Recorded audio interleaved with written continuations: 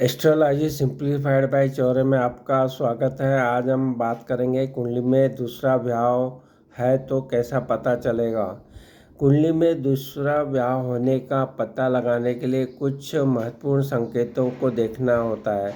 ज्योतिष के अनुसार सातवां भाव जो है विवाह का भाव है, साझेदारी का भाव होता है। अगर इस भाव पे कोई अशुभ ग्रह जैसे शनि, राहु और केतु स्थित है या इस भाव के जो स्वामी बनते हैं जिसे सप्तमेश बोलते हैं वो अशुभ संबंध है तो ये दूसरे भाव का संकेत हो सकता है। इसके अलावा जो अष्टम भाव को भी देखा जाता है क्योंकि यह जीवन के अंत और बदलाव को दर्शाता है। तो हम विस्तार से बात करें तो सातवें भाव के बारे में बात करेंगे।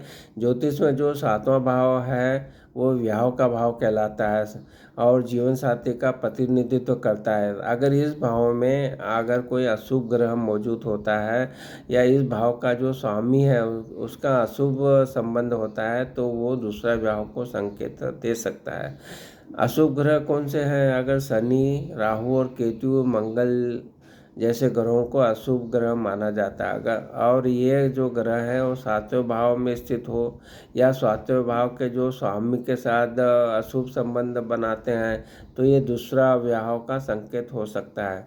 अष्टम भाव के बारे में बात करें तो अष्टम भाव जीवन का अंत, बदलाव और अचानक जो घटनाएं होती है उसका प्रतिनिधित्व करता है। अगर इस भाव में शुभ ग्रह नहीं है या यह भाव भी दूषित है, पीड़ित है तो यह भी दूसरे भाव का संकेत हो सकता है।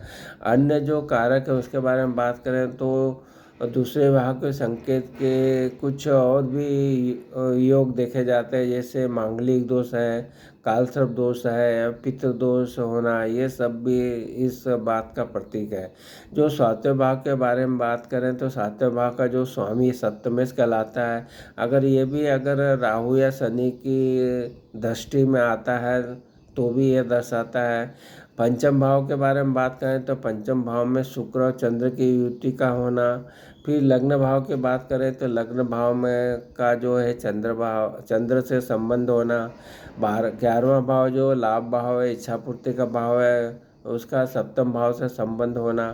तो ये सब योग जो बनते हैं वो दर्शाते हैं दूसरे विवाह के बारे में।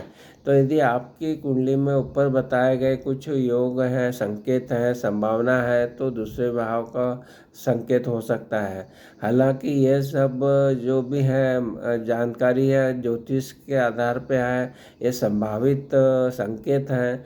यह नहीं बोला जा सकता कि जो है ये ऐसा होगा ही है, पर ये संकेत आप दूसरे भाव के और इंडिकेशन देता है।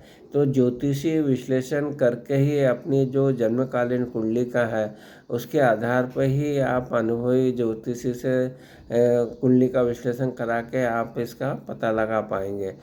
तो ज्योतिषी द्वारा किया गया जाना जो भी है संभावित जो जानकारी है वो उसी उनके द्वारा ही दी जा सकती है। वो आपकी पूरी कुंडली का जन्मकालीन कुंडली का अध्ययन करके ये चीज़ें बता सकेगा। आपको हमारे वीडियो पसंद आ रहे तो हमें जो चैनल एस्ट्रोलॉजी सिंप्लीफाइड है उसको ज़रूर आप सब्सक्राइब कीजिए और वीडियो को लाइक और शेयर कीजिए। आपने हमें चैनल को सब्सक्राइब किया, वीडियो को लाइक किया, शेयर किया, इसके लिए आपका बहुत बहुत धन्यवाद।